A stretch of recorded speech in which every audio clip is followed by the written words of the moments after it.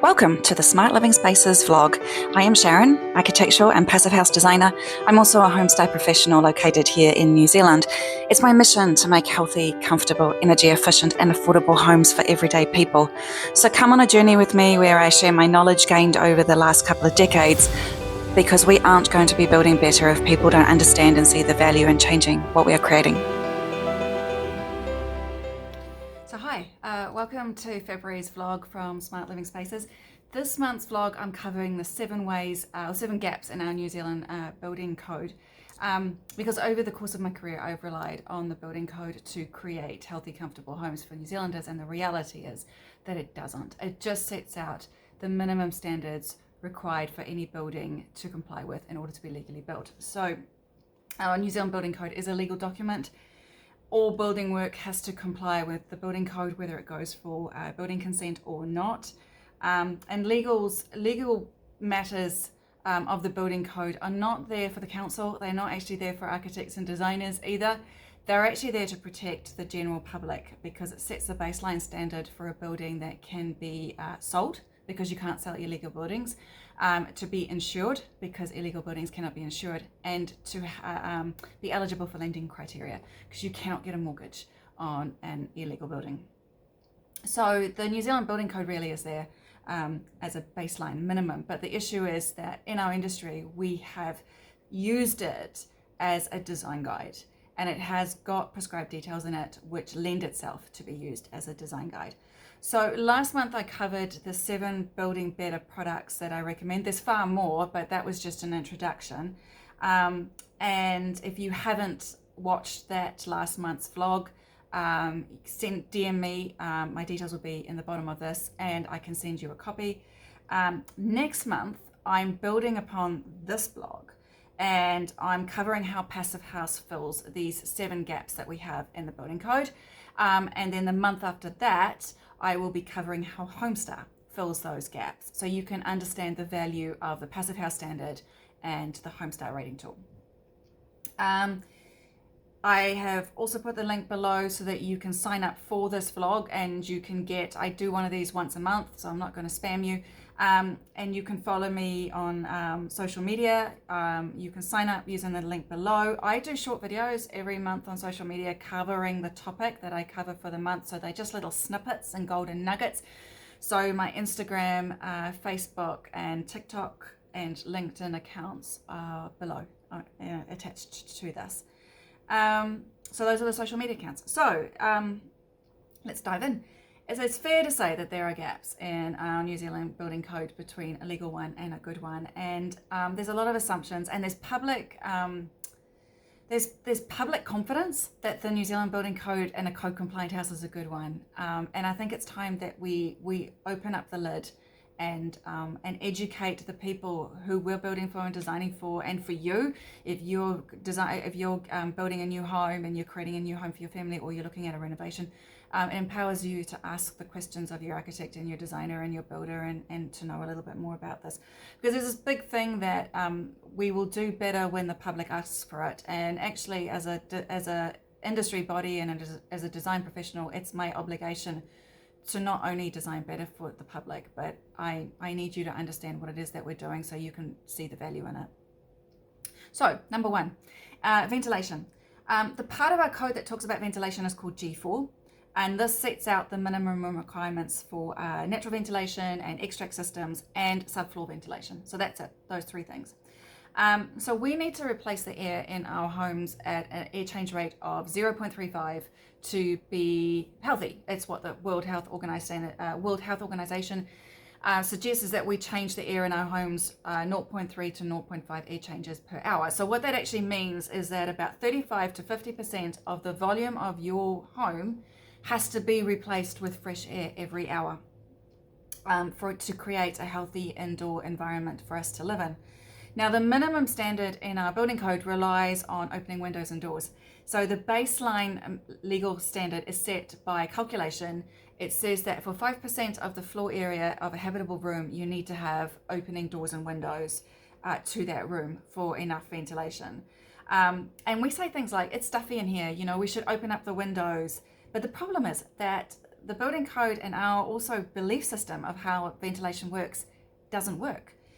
Historically, this wasn't an issue because ventilation didn't just happen through our windows, it also happened through our building fabric. Some people talk about breathable buildings. Our old leaky villa was a breathable building. Our building code actually has a rate as an infiltration rate to add on to that. It's built into those natural ventilation 5% calculations. But our new homes are getting more and more airtight. So that infiltration rate is actually an outdated norm.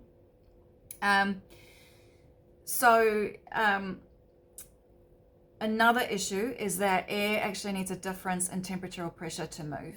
If you've ever opened up your windows on a hot still day, and this is February's vlog, so we might still be having some hot still days here in New Zealand, the air doesn't magically move just because you opened up the windows. So air needs to move from a place of higher temperature to lower temperature because the higher temperature creates a pressure difference.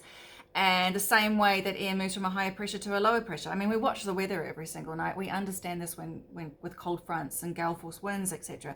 The same thing applies in our homes. So if we're going to rely on natural ventilation to adequately ventilate our homes, what we're going to have to do is know what the wind speed is outside, know what the pressure is on one side or the temperature is on the one side, know what it is on the other side, know what aptitude to open up all of our windows, and then hope like hell that it actually works. We can't control the weather, so we want a consistently healthy interior environment. So just relying on opening windows and doors to actually make this happen with variable weather conditions is very, very outdated. And we've got technology and know-how that means that we don't have to live with this problem. Also coupled with safety and security requirements. You know, we don't sleep with our doors and windows wide open generally, and we don't leave our houses unsecure when we go out to work. So so our homes only really get ventilated when we're home and we've opened up the doors and windows. We don't open up our doors and windows when it's incredibly windy. We don't open it when we're trying to heat a house in the middle of winter and it's cold. And we also don't probably open it up when it's raining really hard. So even when we are home and can open up our windows, it's not fully working for us. It's not real life. It's not a real life solution for a real life scenario. So there's a lady called Kara Rosemere. She wrote her master's thesis on ventilation, and she, over the course of a year, put in carbon monoxide monitors right around homes through Auckland. Because if you measure carbon dioxide levels in a space, you can assess how well it's been ventilated or not, because obviously we need fresh air to replace the oxygen that we've breathed in and breathed out carbon dioxide. So this monitoring revealed that we can only rely on natural ventilation to ventilate our spaces 10% of the year. So that's a whopping 90% of the year that we breathe unhealthy air, but because we've got 5% opening windows, it's legal to do so. So using our building code as a design guide with a 5% floor area and opening windows is not creating healthy homes. It's pretty much ineffective here. So if you listen to last month's vlog, you'll see that I recommended a mechanical heat recovery ventilation system. If you want to know a bit more about who to talk to, go back to that and listen to that vlog. The second is energy efficiency. So there's been much talk about insulation recently, and there is insulation and there is insulating. They're two different things. And the entire reason for insulating a building is to create a temperature buffer between the variable climatic conditions that we have outside that we can't control and this constant internal temperature that we want to create inside. We don't want warm houses in winter and cold houses in summer. We don't want a chilly box and we don't want a hot house. We want a consistent environment. So we actually want a comfortable environment when it's hot outside, and we want the same comfortable environment when it's cold outside. So insulation slows down the transfer of heat from one side to the other. It works both ways. And temperature, like pressure, wants to equalize. So heat will move from its hotter spot to a colder spot quite naturally. So as I said, this buffer works inside out and outside in. That's why we need that fluffy stuff. But the part of the code that deals with insulation is called H1 energy efficiency. And here's why we have an issue with the minimums that are set out in this part of the code. There are three ways to demonstrate compliance with H1. They're called H1 calculations. There's the schedule method, there's the calculation method, and then there's energy modeling. So the schedule method divides our country up into 6 glorious climate zones. It sets out the minimum construction values that you need for your wall, floor, and roof elements. And it seems pretty straightforward, right? So at this point, I just do want to point out it's H1 energy efficiency, not H1 insulation in buildings, and the schedule method only deals with the insulating value of the wall, floor, and ceiling or roof structure. So to be compliant with this part, when you submit a building consent, you only just need to demonstrate how those elements have complied with the schedule method for the zone that your building is in, right? Doesn't do much about energy efficiency. Then there's the calculation method, which uses a reference building, which is an improvement, but it calculates only the heat losses of the building, and it quantifies the areas of those floor, wall, roof, or ceiling elements against the insulation value, the construction R value, not the insulation value of the product that goes into it, but the construction value of those wall, floor, and roof or ceiling elements. There's a difference between insulation R value and construction R value. But again, this method is only concentrating on heat loss. So we're only really designing for a part of energy efficiency in winter. So the third way is energy modeling. It's a verification method, and it just kind of makes sense. Energy modeling, energy efficiency, right? So energy modeling takes the specific design of the building, its construction, its R values, its areas, its window sizes, the installation and specification of all of those elements, how they come together, its air change rate, its air tightness, its orientation, and its location. And it uses NIWA climate data specific to the site where this building is actually going in. And we can put in the minimum and maximum temperatures that you want that internal space to stay at consistently throughout the year. And it'll calculate our heat losses, it will calculate our heat gains, and it will also give us figures about how much energy and power that we need, because energy efficiency is the difference between the energy demand of the design and the energy capacity and the energy production that is required to meet that demand. So energy modeling gives us this amazing ability to be able to do that. So then you can adjust your design as you need to impact on the demand that's there, and therefore reduce the capacity, the amount of energy that is needed to run that building to keep it consistent. So it's not just heat loss. It takes into account that building's performance right around the year. Because we have the schedule method and it's pretty easy, it can be used by just about anybody. And because energy modeling is more involved, and so therefore it's an extra step in the process. And if your designer or architect is not an energy modeler as well, most of our homes just focus on insulation values. That's all the law requires us to do. And that's such a hot topic right now. But insulation doesn't make energy, and it's only really a small part of energy efficiency. So while our building code allows easy options, we're going to keep creating power-hungry, unhealthy homes. And I believe our code really needs to only use energy modeling as compulsory if H1 energy efficiency is to go out and actually set the base minimum standards that New Zealanders deserve. This is a clause that comes out of H1 energy efficiency. It says this clause requires enclosed spaces where temperature or humidity are modified to provide adequate thermal resistance and to limit uncontrollable airflow in certain buildings. It also sets out physical conditions likely to affect energy performance and requirements for hot water cylinders, artificial lighting, and HVAC systems. But because you don't have to provide evidence of any of that when you go for building consent, it's not considered.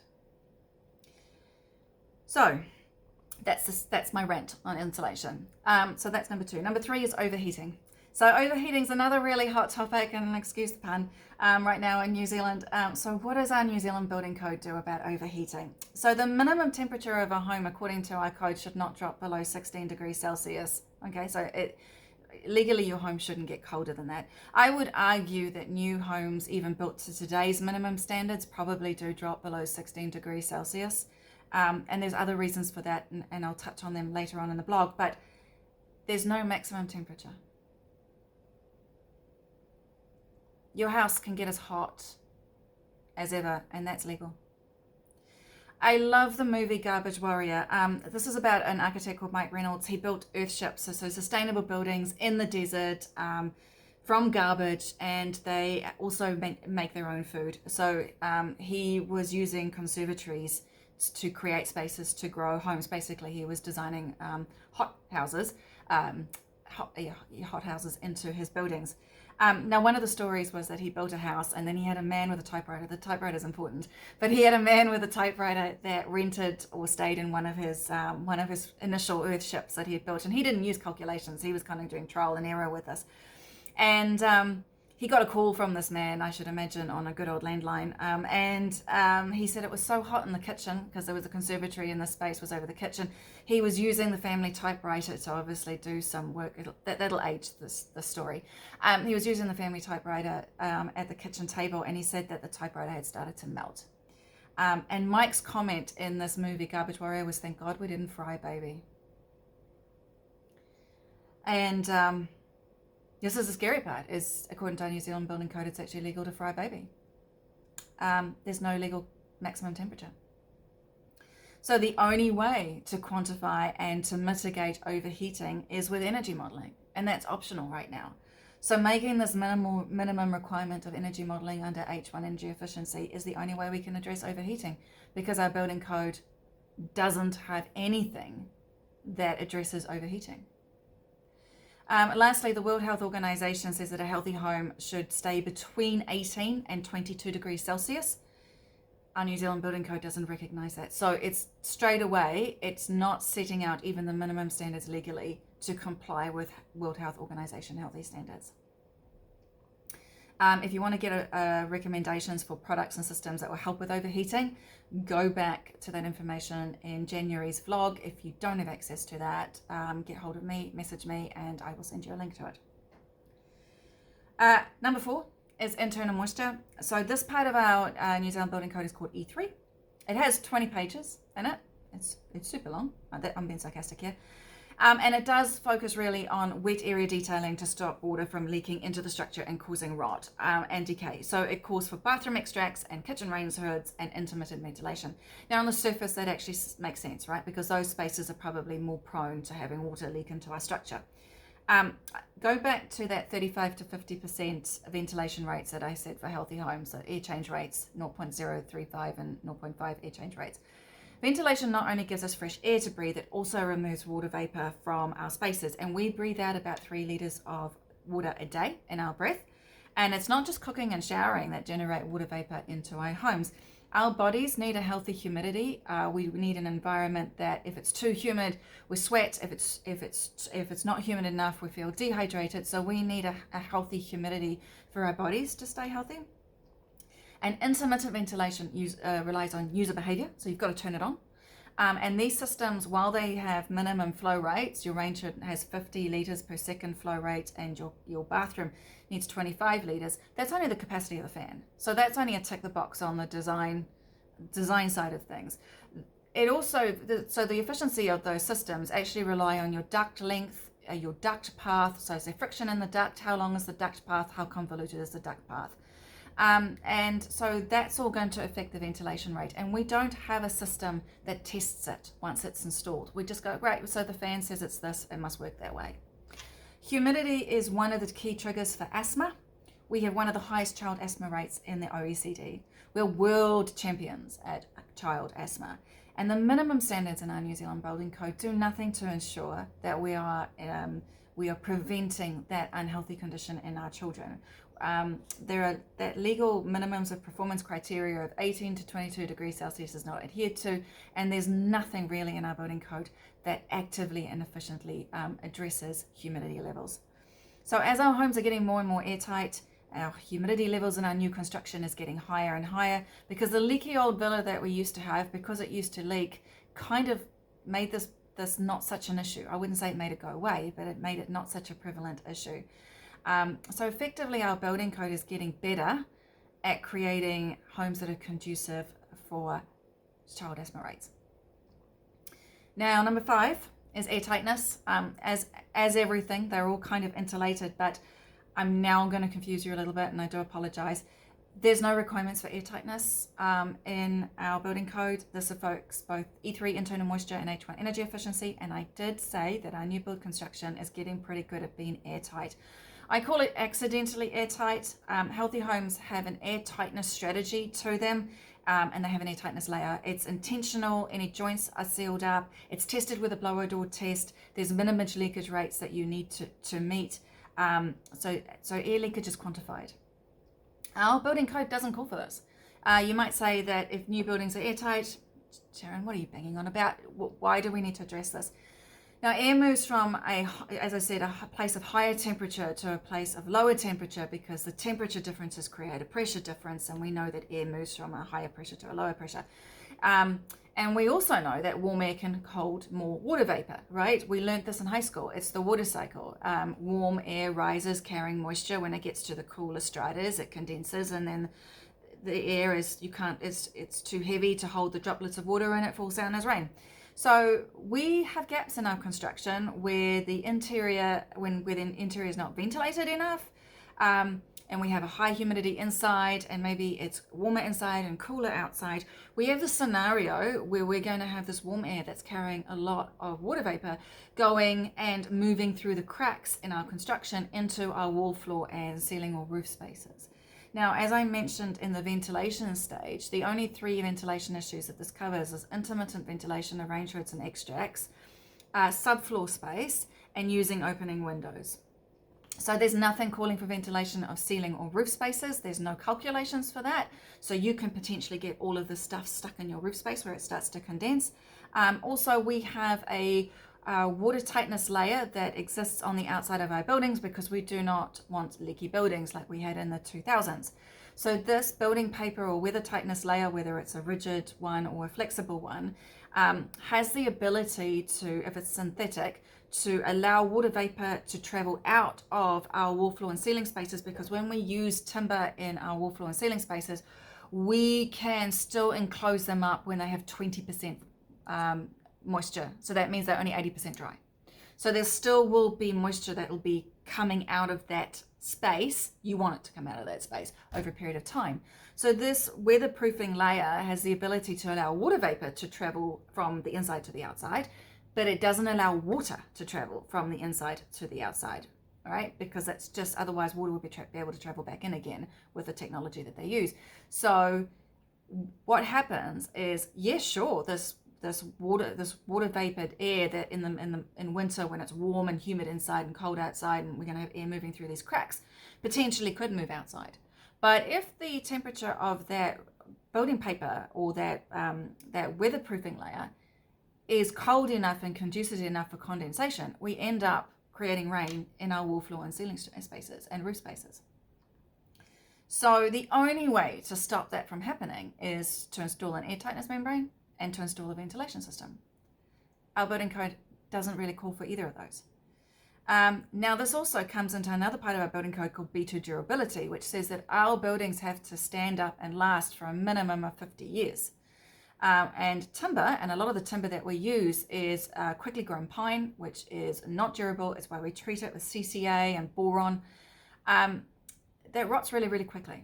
So without an air tightness strategy and without a ventilation strategy, we're running the very real risk of what is called, the technical term is interstitial condensation, which is basically trapped water in our wall, floor, and ceiling spaces, and it just opens up the door for mold and rot and decay.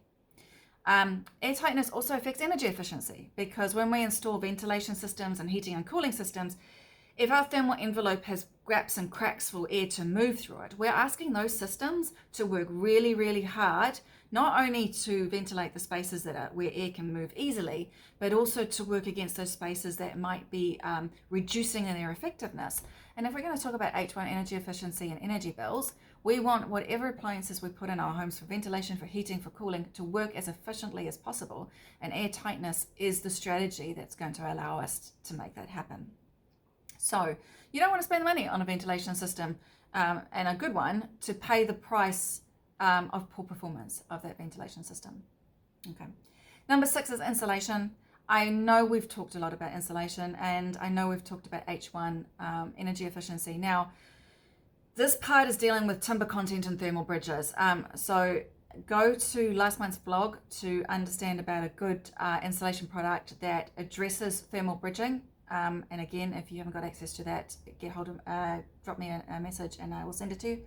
So thermal bridges are basically interruptions in our insulation layer, and our construction elements generally ask that insulation, services, and structure all share the same space. They don't have to, but generally that's how we do it for an affordability point of view. So any space in those wall, floor and ceiling and roof structures that are taken up with services and structure reduce the amount of insulation and therefore the effectiveness of that insulation. Because insulation is only as effective as its weakest link. We want a continuous insulation layer as much as possible. This is an issue because our structure, you remember the schedule method and the calculation method that I spoke about in H1 energy efficiency, they assume 12% timber content. There's no way of verifying this in the design, and there's no way of checking it on site. There's no legal compliance requirement for it to be checked on site. It's just a nice little assumption that makes figures work. We all tick the box and think we've done a fantastic job. So energy modeling uses timber contents in its workings. You can work out how much, for example, on a wall, you've got studs at certain centers required for structural stability. You've got cladding, nog centers that are required for your cladding fixings. You have single or double top plates that affect bracing. So one project might have a 2 meter high stud at 400 centers with nogs at 600 centers and a double top plate. Another might have a 2.4 meter high stud with studs at 600 centers, nogs at 800 centers, and another might have no nogs, which is preferable. So going back to our 12% timber content, that means that effectively we have assumed that 88% of insulation in our walls, floors, and roof elements. Now, a study done by Beacon Pathways, who actually went and quantified this on building sites, showed in the reality that 12% is inaccurate. It's actually 34%. So that means that our assumed 88% of insulation in our buildings is actually more like 66%. So our building code assumes 22% more effectiveness in building performance than actually what is being delivered on site with compliance methods set out in our building code. It's you want bang for your buck. You want a good, healthy home. The code's not giving it to you. So even if we are insulating our building to the very minimums that are set out in the building code, because the assumed timber content doesn't match the reality of what's happening, we need to have a system of actually quantifying that thermal bridging to get an idea of where we need to look at our insulation and where we need to do better. And as I said, there's no legal requirement for that as a minimum. So therefore, I would argue 90 to 95% of new homes that are being built today don't take it into account. They just assume it. The last one, I'm getting there, I promise, is window installation. So I mentioned that our building code is generally treated as a design guide.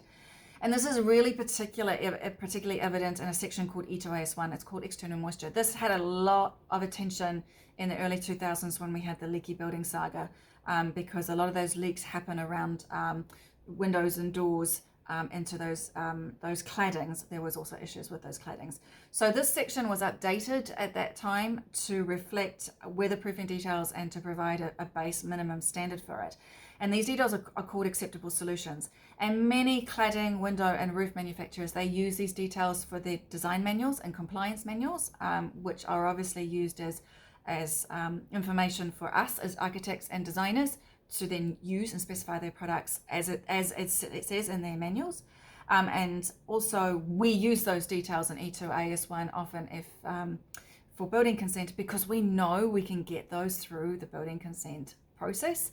And we know we're not making up something that might not work and that we have to put our own name to, and then also get independently tested and find other verification and justification and evidence.